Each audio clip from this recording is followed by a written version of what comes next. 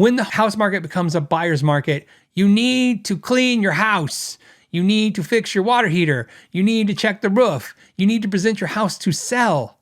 And then you might have to discount it a little bit. The Know Your Gear podcast. Zach says, hey, do you have any tips for selling gear on the Facebook marketplace?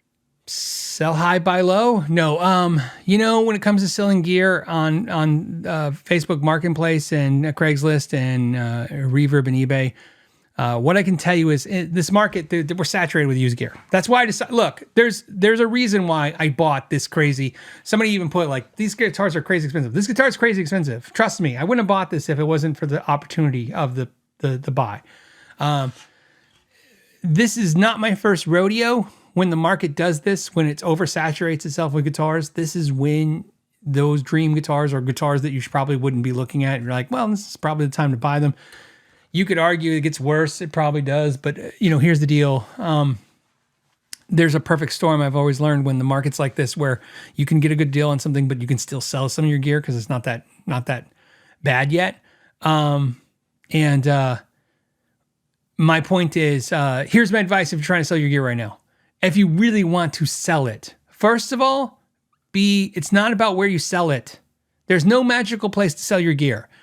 There isn't. Yeah, Reverb will sell more than Gear Exchange from Sweetwater faster. Facebook Marketplace will probably sell faster than Craigslist. But what I'm trying to tell you is, if you really want to sell your gear, you're going to have to, it's just like when the home market, I don't know anything about the house market, so but I just want to use the analogy because I think it makes sense. When the house market becomes a buyer's market, you need to clean your house. You need to fix your water heater. You need to check the roof. You need to present your house to sell. And then you might have to discount it a little bit.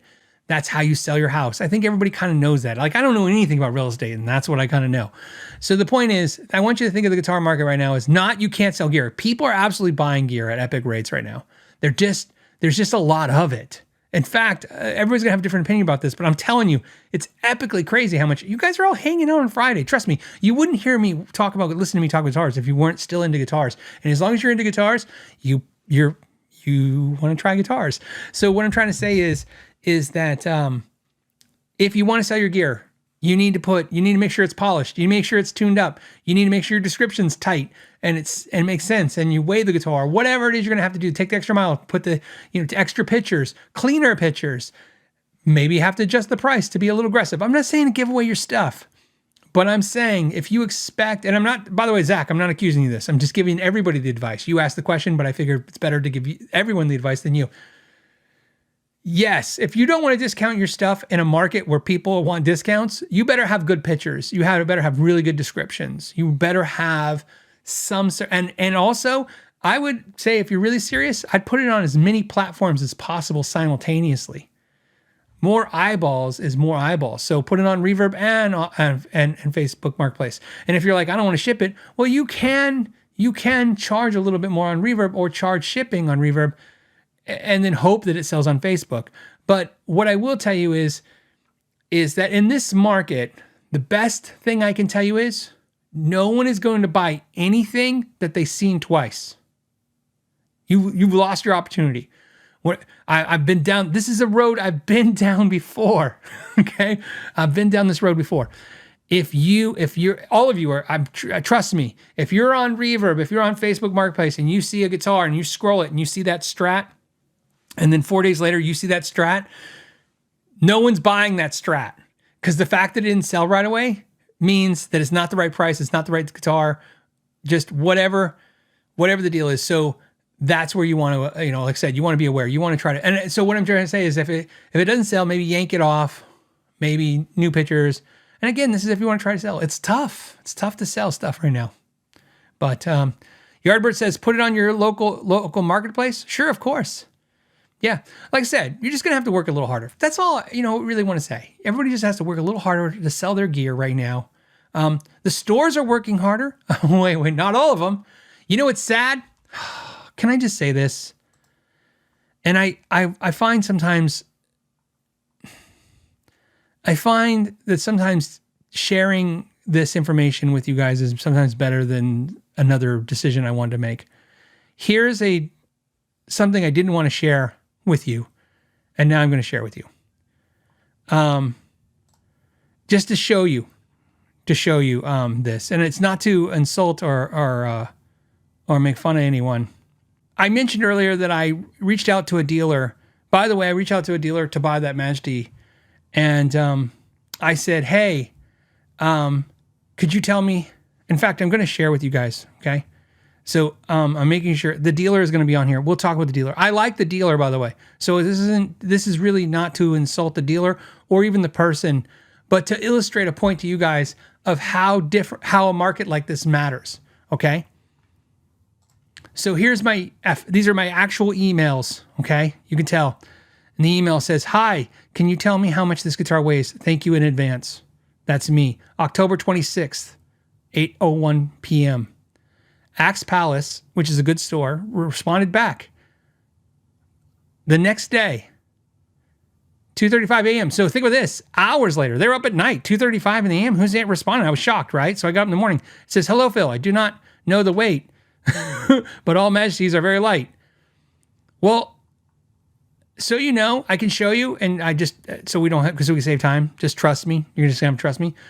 My Majesty, this guitar right here that I'm holding, is 6 pounds, 15 ounces. Another dealer has one for 7 pounds, 15 ounces. That's a pound more.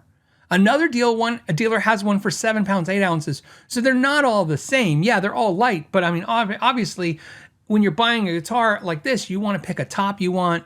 And keep in mind, the only reason I'm looking at this guitar because everybody's offering a discount on it. I'm thinking, well, if I can get a discount and I still want the thing I want, okay? Hold on, let's go back to this. And this is why the story is important. It's why it yields good advice. They sent the response. I never responded because, of course, I'm not buying the guitar because I don't know how much it weighs. They responded November 2nd. Look at that, November 2nd. So we're doing the math here. I sent it on October 26th.